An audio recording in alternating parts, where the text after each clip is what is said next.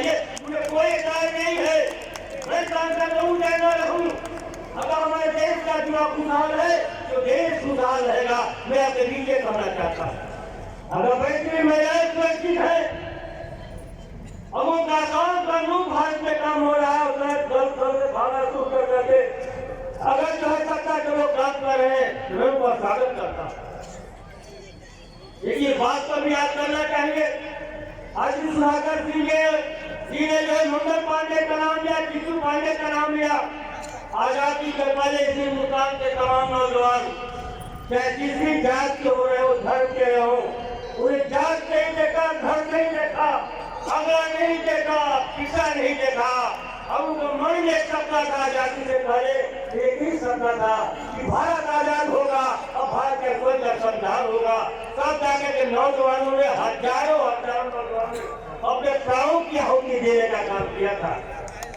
आज मुझे लग रहा है कि न हमारे गाँव न देश भावना के देश सेवा की राजनीति करते हैं, न समाज सेवा की हम राजनीति करते हैं। राजनीति तो हमारे जो है कमाने का साधन बन गया है कि राजनीति में जो लोग चुनाव से पहले अपने कार्यकर्ताओं की गाड़ी से चलने का काम करते हैं, जो चंदा लेकर चुनाव लड़ने का काम करते हैं, चुनाव के 5 साल में ही उनकी गाँव के यहाँ गाड़ियों का काफिला लग जाता है, उनके मकान अच्छे के शहरों में बन जाता है, तो एक आक्रोश पैदा होता है मुल्क के लोगों को, आक्रोश पैदा होता है। वो कार्यकर्ता जो दिन भर आपने जीरा खाए, आपने चलने का काम किया है और आपने उसको ताकत दिया है, वो क्या करता अपने स्थान पर जहाँ का काम पड़ा हुआ है, हम लोग राजनीति में आने के बाद जो है सुख सुविधाओं पर लैस हो जाते हैं, एक दूरियां बनने लगती है। उस दूरी को भी समाज करने की आवश्यकता है, समाज का निर्माण होगा। और आज हमारा समाज हम बैंक का कमलों लेके एक आखिरी का जन्म चलाता हूँ, नौकरी कर रहा था। मैंने पूछा कि आपके पिताजी क्या करते थे, तो उसका जवाब था कि हमारे पिताजी किसान थे। हमने कहा आपको कहाँ तक पढ़ाया गया, कहाँ तक पढ़े हैं? उन्होंने कहा कि आदि स्वर्गीय प्रधानमंत्री चंद्रशेखर जी ने मेरे पिताजी के कहने पर हमारा एडमिशन बंगलोर में कराने का काम किए थे और हमारे पिताजी गरीब थे, मजबूरी में मुझे पढ़ाने का काम किए और आज मैं इस पद पर हूँ। जब उस बेटे से पूछा कि आपकी माँ क्या करती है, तो उस बेटे ने जवाब दिया, उस समय हम कुछ दिन के लिए जो है विदेशी दौरे पर चले गए थे, हम माँ के साथ में शामिल हो नहीं पाए थे।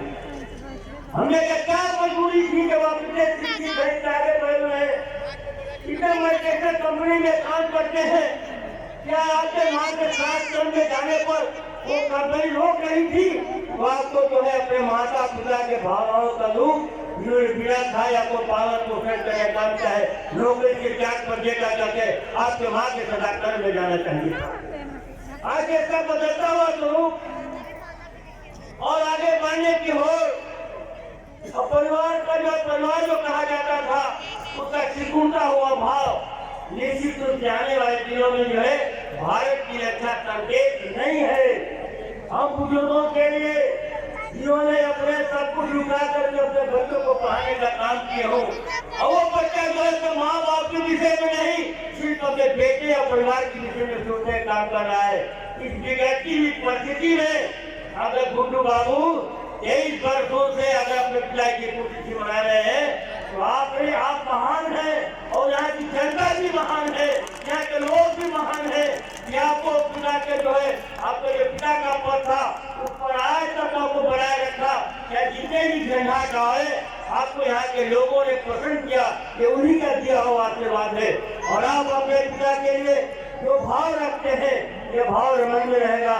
दुनिया की कोई ताकत आप जो है आपको जो है जो आपके मन की भावना होगी, जो जनता के मन की भावना होगी, उस स्थान पर पहुंचने से भी नहीं रोक सकती है। ये आपको आशीर्वाद देने का काम करता हूँ। और साथियों,